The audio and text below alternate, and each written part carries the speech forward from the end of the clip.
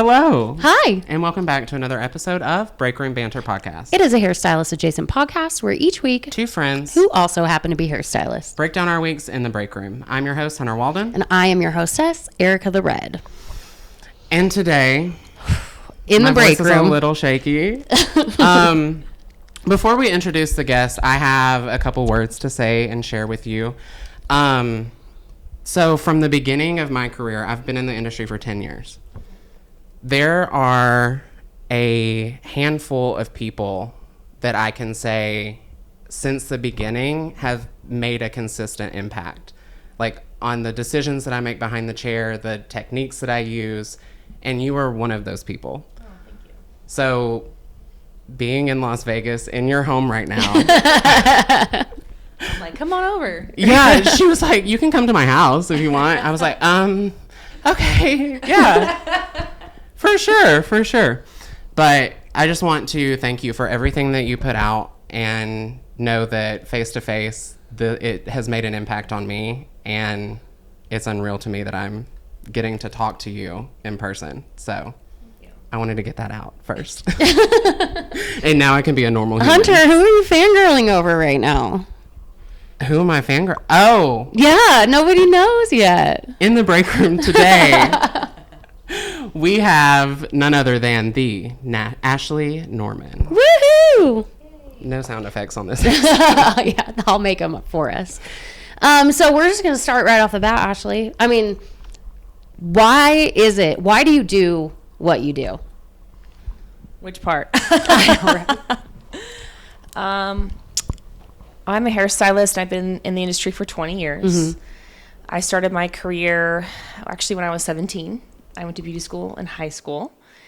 And I really fell in love with doing hair actually backstage in theater. Mm-hmm.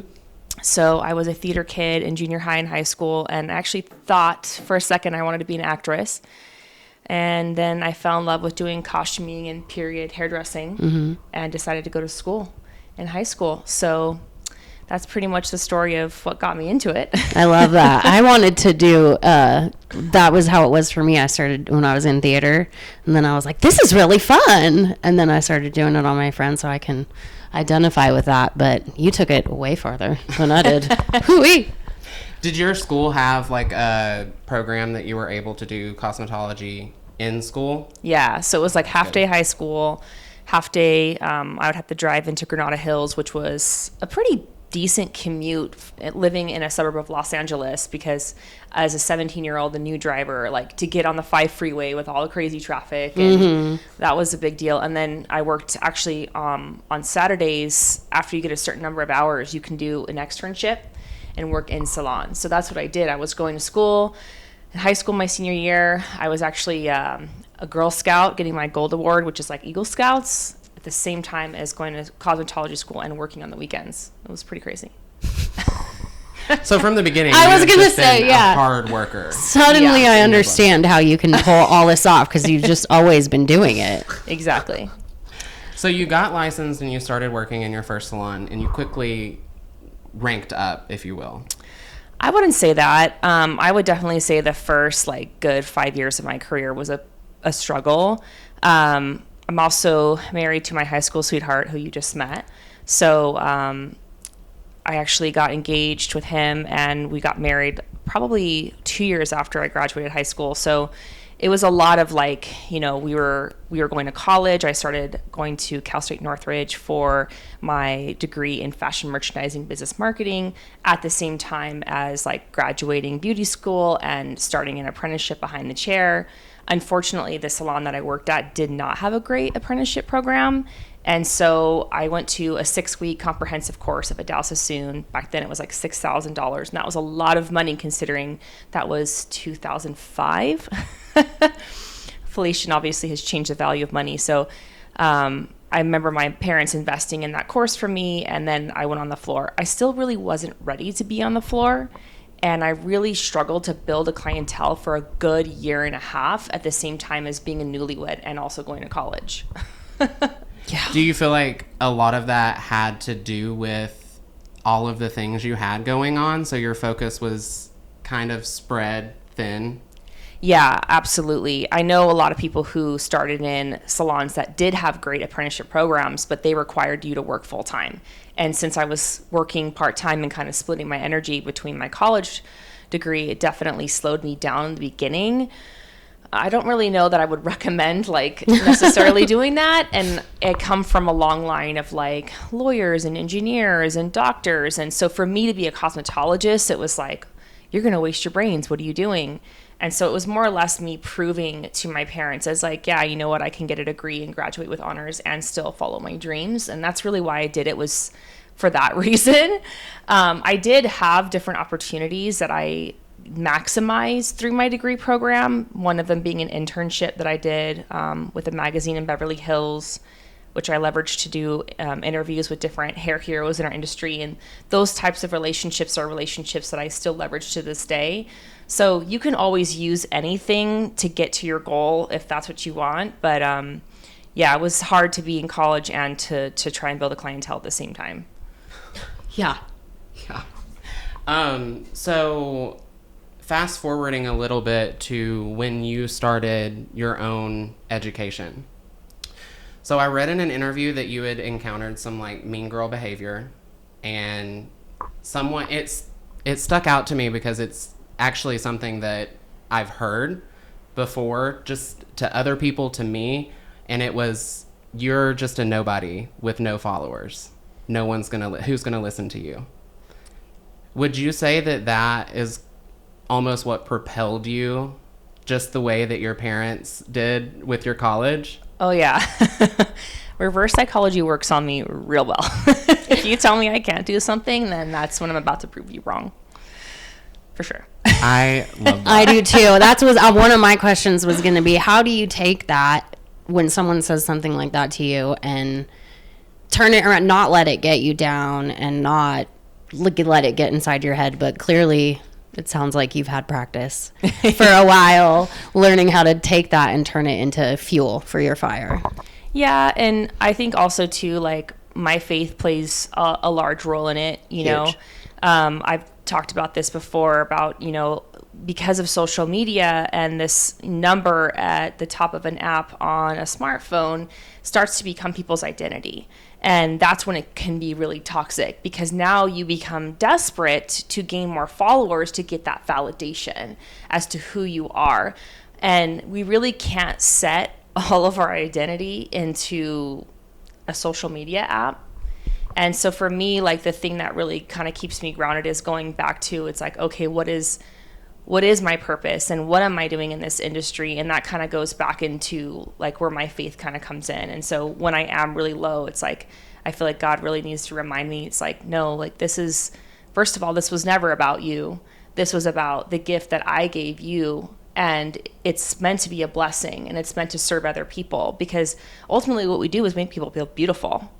And that's a huge, incredible thing that, you know, not very many people in their jobs get to touch people in that way. And so we really do have an opportunity to be major blessings in people's lives.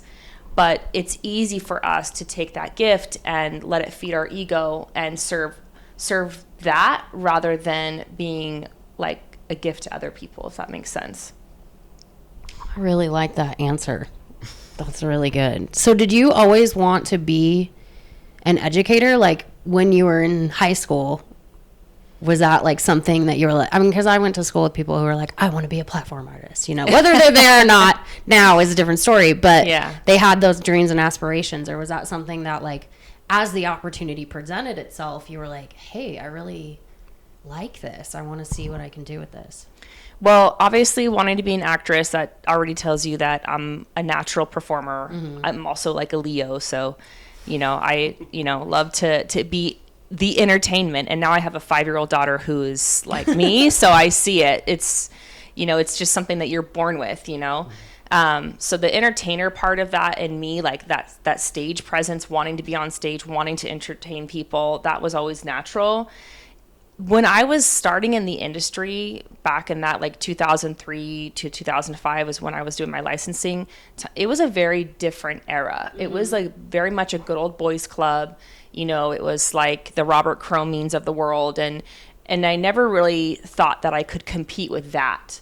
Because if you were to be that, you really had to work in a fashion city, whether that be, you know, Manhattan or Beverly Hills or Paris or London. And you really had to work, I mean, 80 plus hours a week and always be available. And I also had dreams of like having a family and kids. And so it's interesting because at that time, it really wasn't technologically possible for like a part-time working mom to create a global brand. So it's weird because I never really dreamed this big because it wasn't possible when I started. Wow. So you do talk about using Instagram a lot to help put yourself in the fuel you're the fire and Instagram is the fuel. Was that something that you brought somebody in to help teach you that? Or did you kind of just have to figure it out as you go, trial by fire? Oh, yeah, I figured that out the hard way, for sure. The hard way. So you, like I said before we started recording, you've kind of trailblazed and charted uncharted waters with all of this independent education. Like I said, there's like a handful of people that I could say from the beginning, I know them from their education. Mm-hmm. So what would you say is the difference in independent education, being sponsored by product lines, and working for a product line? Back in the day, like, it was a very different hierarchy. It was all controlled by the brands and the product lines and the companies. So it was the Vidal Sassoon, Toni and Guy, Bumble and Bumble, and you actually went to a physical brick and mortar academy in a fashion city. And those types of education is obviously primarily to sell product, because at the end of the day, that's how they make their money. The money coming in is all like marketing, and then education is just the side piece of it. And that's even what I'm learning now as I work with brands, is that the budget really is for the marketing, and anytime you ask for budget when it comes to more of an education standpoint, it's just really not there. It's not really supported. So I think there could have been a struggle when it comes to getting relevant education from a brand, because it is going to be driven towards the selling of the product. As an independent educator, obviously you have a lot more flexibility because you can make it more about the education and then sprinkle in obviously the products that you love, and that's where you get those sponsorship relationships. However, I do think, you know, the brands back in the day did have a really solid vetting and training system to create great education. So when you went to Bumble and Bumble in New York, for example, like, you knew that you were going to have a fantastic educator. You didn't know who the educator was, but there was no way that Bumble was going to put them in front as their educator without having them being trained in that. Nowadays, you can be an early adapter to technology. You can be a great entertainer. You can even be a great hairstylist, but that doesn't make you a great educator. All those different skills, from content creation to facilitating a class to doing hair behind the chair, they're all very different skill sets. And I do think there needs to be a little bit more vetting into what it actually means to be an educator today. I think that's really valid, because you do see a lot of people out there who are like, take my course, or I did this and that and that. And it's like, oh, you've been doing hair for 2 years. Not that you're not a good hairstylist, not that this can't be helpful, but does that technically qualify you as an educator? So you preach work-life balance. And if we're looking from the outside in, from like social media standpoint, it looks immaculate. You can tell that you're working hard, and then you're having your home time with your kids, or you're going on date nights, and you're making sure that you make all of that time. How or when did you learn that was a non-negotiable for you? I kind of observed in my career people that did completely just put their career first, and I saw their marriages suffer, but more importantly even is like their kids, you know, and I just knew that I didn't want to do that. And I actually made my husband wait longer than he had wanted to like start having a family, but I knew that like we had to wait till I was really ready, because I knew how much of a sacrifice it was going to be. And, you know, when I did have my first kid, like I cut back from behind the chair from 5 days a week down to 3 days a week. And I also made a deal with my mother-in-law to pay her to be my traveling nanny. And so I also had to financially support my mother-in-law so she could retire from her job. So that's a lot of investment in relationship. But for me, it was like the best schedule I could have ever had, because I was able to pare down my clientele to the clients that I wanted to keep, create the specialization that I only wanted to do behind the chair, create the dollar amount that I wanted to make per hour, and only take those clients. So even if you're working, you know, a 10, 12-hour day, 3 days a week, that's still more than part-time, technically. Then the other 3 days of the week, I was able to be home with my son. I was able to like even go and take him to this club where I could go work out and he could go play with a couple little kids for an hour. So I was taking care of my health, but also at the same time, it gave me more opportunity to work on my brand side, meaning like he takes 2 hours naps or whatever. I'm able to go in and create content for Instagram or work on my website or create a ticket link or negotiate with a salon host. And so you don't realize like how much back end work there is to what we actually do with hair. And if you don't give yourself that time to do the branding, then you could be doing a lot of clients at a low ticket price that aren't within what you really enjoy doing. And so you're actually working harder and not smarter. And so that's the thing that's kind of interesting, is me prioritizing wanting to be, you know, a very involved mom is what taught me the value of my time. And then once I went to that schedule, I never wanted to have anything different than that.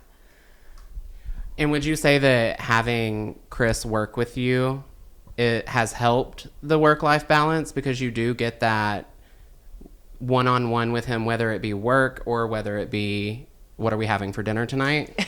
Or do you feel like you have to have that separation of, okay, this is work Chris, this is husband Chris? It's a challenge for sure. We moved here coming out of the pandemic. Los Angeles County was one of the hardest counties to be in terms of the length of the lockdowns. So we were locked down for like 10 months, and we were in a 2-bedroom townhome, and we didn't have an office. So it was really tough at that time because we had a boy and a girl sharing a room. We had wanted to upgrade the home eventually so that they could have their own rooms. And at the same time, my husband had to start remote working. And so it was extremely difficult to have 2 toddlers out of school and us trying to manage things. And at that time, I had just gone into maybe my 3rd year of making more than my husband. And he never really had like the type of ambition that I have in his career, even though he was extremely successful. He has more passion for our family, actually, which is kind of interesting. But, you know, even now, like since we've been here for 3 years, we're still at that point where we're trying to figure out like how to best work with each other. Of course, we decided to throw a 3rd kid on top of that pile. So that was kind of interesting. And we're just now getting out of the weeds of that because he's like 1.5. And we actually moved my mother-in-law out here, and then we moved my brother-in-law out here. And now, you know, they're able to be a part of the support network. And my mother-in-law watches the baby 3 days a week, and the other 2 are in full-time school. And you know, now we're negotiating like, all right, so should we hire someone to like come and, you know, manage the household so we can not be doing dishes and laundry and when we should be making PowerPoints and rebranding the website. And we have like a to-do list that's a mile long. And I don't know if that's ever really going to go away. And you just kind of have to figure out how to manage that. But it is nice though, because we get more time during the day. And I've noticed like as the kids get older, the nighttime is more and more complicated because it's like now there's homework and then there's this and then we got to get brush teeth and jammies and night-night. And by the time all that's done, like come 9 o'clock, we're exhausted. So the fact that we do have some flexibility to go to lunch or whatever during the day is like, that's almost like our date time at the same time. So it's not easy. It's complicated, I guess is the answer. I love that. So a lot of this brand building that you have been able to do, that would probably be where that fashion degree, the marketing degree came in, some of that knowledge, or? Maybe. Honestly, It's funny with college. I don't know that I learned a lot there. Well, honestly, like when we were talking about this morning, I was curious. I'm like, if you are already a successful educator and hairstylist, like and a mom and all these other things, like why in God's name would you add a degree on top of that? You did kind of say you come from a family of successful people, so that makes sense. But the other part of that was going to be, did you foresee it helping further you in your career? I thought maybe it would, but also too, you got to remember, like I went through the last downturn in the economy. Mm-hmm. So I did take a couple years off of my degree program. And when I first moved into a new salon and became a Bumble and Bumble network educator, and I wasn't sure if I was going to go back and finish my degree, but I had just finished building a clientele and I went on rent. So basically it was a hybrid model where it was like you could be on commission until you're ready to rent your chair. So I just went full rental with this built clientele, and then 2008 happened. Mm-hmm. And so I actually lost half of my clientele during that time period because LA was one of the biggest cities for being reliant on, the cost of housing. Yeah. So the real estate market really screwed things up in Los Angeles for me. And at that time, that's when I decided to go back and finish my degree while working full time, because it was kind of my backup plan because I wasn't really sure what was going to happen. Obviously things recovered and I continued my education. I continued to grow. And so by the time I was graduating college and trying to figure out what was next in my career was around the same time that social media kind of took off. Okay. I like it. And did you have a strategy when it came to your social media, or were you just posting all your pretty hair pictures? Yeah, there still really isn't a strategy. Yeah. There can't be one, I feel. I do feel like it was a little more willy-nilly in the beginning, though. Everybody just posted stuff, and the mirrored pics. Mirrored pics, put your watermark on it. Absolutely, yeah. Yeah. So from the outside, always looking in. It looks as though, you got this sponsorship with Schwarzkopf, and then like reading articles, by the way, that's what I'm saying when it looks like. You got the sponsorship and then almost immediately flew to Germany, and then from Germany to London to everywhere with Schwarzkopf. What was the groundwork that you had to lay for all of that to happen that way? Oh my gosh. I would say at least a decade and a half and $100,000 in continuing education. There is a foundation there that is very rare because it's obviously very expensive. And it's, obviously many, many years of dedication to continue to do that. And it's something I still continue to do. I'm halfway through my Air Touch certification with Vladimir Sarbashev from Russia. So I'm still, continuing to push myself in continuing education. But I think the thing is like, Schwarzkopf is, obviously their primary areas, they're from Germany, and they're kind of an old school company in the way that they really value the foundation of that. In fact, Simon Ellis, who is like way the heck up there, he's the one who runs all the Essential Looks campaigns, everything. He is actually the one who got the Vidal Sassoon Academies opened in the United States. And so, realizing that, someone like him, of course, that culture is going to value that higher level of education. Again, going back to the difference between, you can have someone who is an influencer, calls himself an educator, but really more the class is geared towards, okay, they are doing a live model demonstration. Maybe it's more about inspiration, about their story. Maybe it's more about entertainment, a couple of laughs. But there's no theory. And what I mean by theory is there's a difference between showing one how and really understanding the why. Mm-hmm. And what I like to say is I don't send my kids to school to get a few answers to a couple math problems. I send them to school so that they can learn how to problem solve. Yes. And so having the foundation of the theory is really what made Vidal Sassoon Academy, for example, so set apart. Because what Sassoon did, he didn't teach 3 trending haircuts. He taught haircut theory. And the way it was broken down was into this ABC format. Mm-hmm. It was like, okay, so all haircuts are comprised of your line, your shape, and your technique. and any combination creates any haircut. So now if someone shows you a picture, you can actually head sheet that haircut as if drawing a map to a destination. And so that's what gives you the power to basically have a client sit in your chair, have a great consultation, and problem solve to that individual. So one demonstration is only showing one scenario, one situation, but the theory is teaching how to problem solve anyone who sits in your chair. And I approach color the same way. And that's, to me, I think why, the global side of Schwarzkopf accepted me so quickly, because it's one thing to be like swaggy in the US. US has a very Kim Kardashian culture, right? We care so much about that EMV, that estimated social media value. But what you don't understand is like the whole world doesn't necessarily value it exactly the same. Other companies, especially in Europe, they still have a more traditional value system and culture when it comes to real education. So that would be my guess. That was a great answer. My question for you is, you're obviously around some like legends in this industry, and you have earned your way up there, obviously. But walking into some of these situations, do you ever struggle with imposter syndrome or nervousness or anything like that? Or are you just really good at blocking that all out and being like, I'm here to learn from the greatest people in the world? I think, imposter syndrome like comes in a lot of different forms, I think, and I think all of us have it in some sense. And that's kind of when it comes back to identity, because for me, I think it's really important for people to understand in the hair industry what power they possess and how important it is.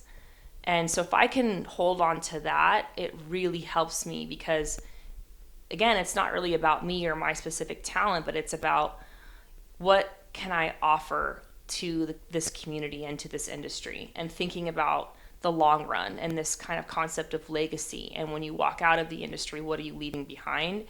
And if you realize that each individual has the power to be super impactful in a very positive way, I think that can help work around this idea of I'm not good enough. Of course you're not good enough. Nobody's good enough. That's not the point.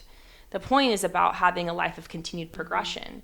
And there's actually like a definition of mental health that is you get positive emotion through a feeling of progression.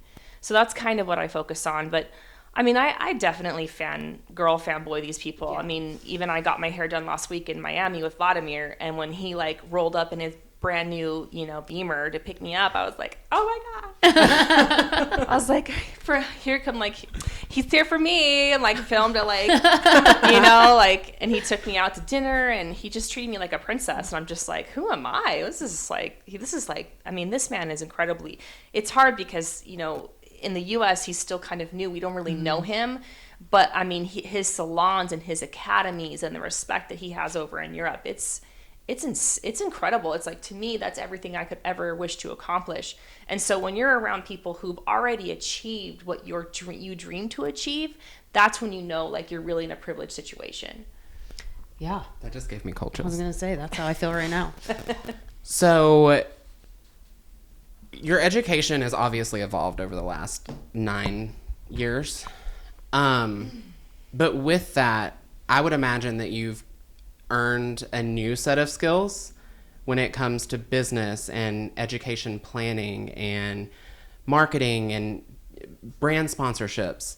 Is that something that you would ever share as a part of your platform? I guess I've never really thought about that. Right now, what I am trying to do is I have 4 different educators that have been with me, some of them for 6 years now, and they've been co-facilitating the education with me on the road, and I've been doing collaborations with them and doing at least yearly team training, and now I'm at the point where I'm ready to let them go and teach under my brand. So I've actually been negotiating some classes for them, and it'll be literally just in April will be the first couple of classes for its Ashlee Norman team education or Ashlee Norman Academy education, not just me, the one out there teaching, but my team that I've trained. So this is something new that I'm trying to do, and maybe that is something I can continue to explore, is teaching people how to become educators, because that's really important to me. Even when I was at Bumble and Bumble as a network educator, they would film us, and then we had to watch ourselves back, and we had to sit and critique each other as peers. So being taught how to teach is not really something that you see anymore. That's what we had, the process we had with CUNY. We had 10 days intensive present, critique. Right. And it's insane. But there, like you said, there's the influencer era, I guess you could say, that they get a couple thousand followers on Instagram and then they can teach a class because they have the demand.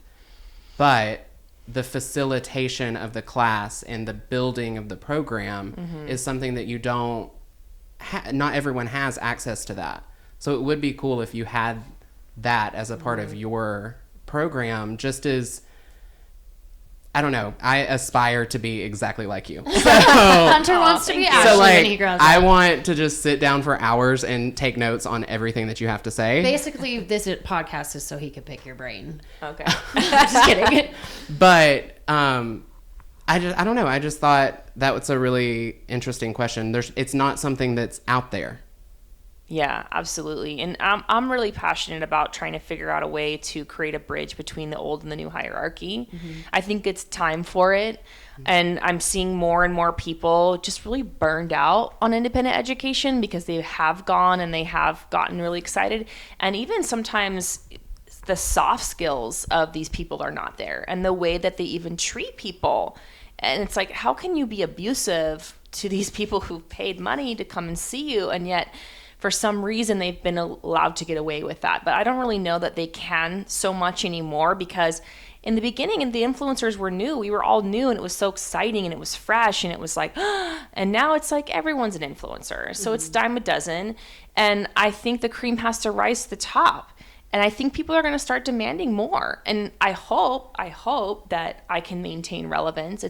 It's tough because, as the new younger person or the new platform, like, for example, like, I'm not really on TikTok and maybe I need to be, but with everything going on in my family, it's a lot to manage multiple platforms. So, it's like, how do you stay relevant? And then also, how do you set yourself apart where it's like, people want to buy a ticket, but now they've been disappointed by so many others. How do they know that you're going to be any different?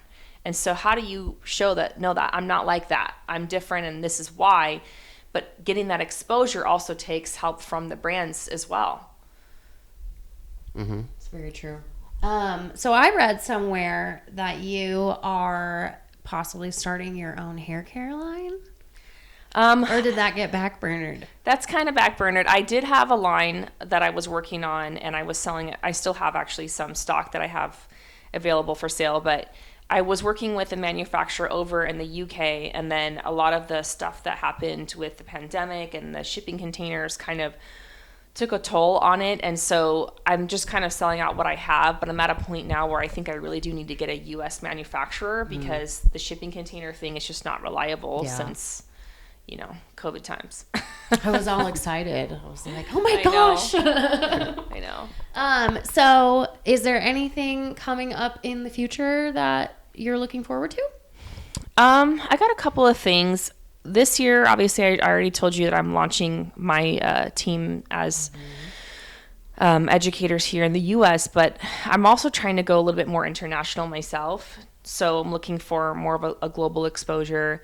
I'm negotiating some stuff with like K18 and Schwarzkopf for them to take me and do some European stuff. But I'm also on the side working on my own classes where I'm working with actually like people who are event planners, and I'm trying to see if I can actually start getting to that next level. Right now, obviously, I mostly teach in Solange, which is awesome, but I want to get to a point where instead of, traveling every other weekend, like maybe I can go down to like once a month and have a bigger class at a bigger event and have it produced a little bit nicer so that the quality is more of an experience. Because one thing I've been told by a manufacturer is that coming to a class with me is like going to a picnic and like being served like Wagyu steak and there's like, you don't have any like, nice place settings, and you're eating with like, plastic forks and knives on paper plates. And I'm like, okay, well, Well, thank you. Yeah, I'm like, it's better than going to, you know, a 5-star restaurant and getting like, I don't know, an Arby's, you know, sandwich. So it's like, how do you add the quality of the education, but also the quality of the experience? And so that's something I'm really kind of working on this year. And as much as I can negotiate the brands to support me, I might as well also have to just try and do it myself. So it's a big risk financially, though. Like an Ashlee Norman Academy? I am working on the brick and mortar piece of it at the same time. So I've been working with a real estate agent for about 6 months. My goal long term is to have an academy space here in Las Vegas. That's one of the reasons we chose Vegas, is because it is a destination city. So people want to come here, they want to party, but maybe take a class as well. The academy is difficult because it can't support itself, meaning that advanced education, you don't sell enough to support a brick and mortar expense. You need it to be attached to something else, whether that be a salon, whether that be a cosmetology school, or even a product line. So if you look at any other thing like Bumble and Bumble, they were a product line and a chain of salons. I would basically have to start at the salon level. And so I'm looking into what that would be. It's just difficult because it's, how do you start a salon group that evolves into an advanced academy at the same time as travel every other weekend for yourself and or for brand commitments? It's a lot with 3 kids, and you're trying to maintain your friendships, your marriage, you know, you're trying to be a good daughter-in-law, you're trying to be a good daughter, a good, you know, sister. It just, there's so much that, you know, I have ambition for, but at the same time, like, I don't want to let go of all of the other things. And I've seen other people get to the top, but lose all of their relationships, or maybe even not have kids. And for me, it's like, okay, well, I could do everything and have my dream, but then when I'm like 85 and I'm retired and it's Christmas Day, like, I don't want to be alone because my kids thought I never was there for them, you know, or I got divorced, or whatever reason. So for me, it's like, you got to keep what's the end goal in mind and then work backwards from there. And sometimes it takes a little bit more patience. That was something you said in an interview, something about starting with the end result. That stuck in my head. I love I don't know, it was just the way you broke it down or something, but I like that. And I'm going to take that piece and use it in my own life. Yeah. One last question before we tell the people where they can find you, and that is, you've talked a lot about negotiating with brands yourself. Have you ever had a management team or someone that does that business portion of it for you? No. Everything is done by you and your husband? Yeah. That is insane to me. Yeah. You have so many moving parts. And if I didn't already think you were Superwoman, I definitely do now. Where can everyone find you on the internet? So at Ashlee Norman Hair, Ashlee with 2 E's, Ashlee. Ashlee Norman Hair is my Instagram handle. From there, you can get all my links to online education, in-person education. I also have a line of tools that I sell. And yeah, so I hope to meet some people in some classes, and yeah.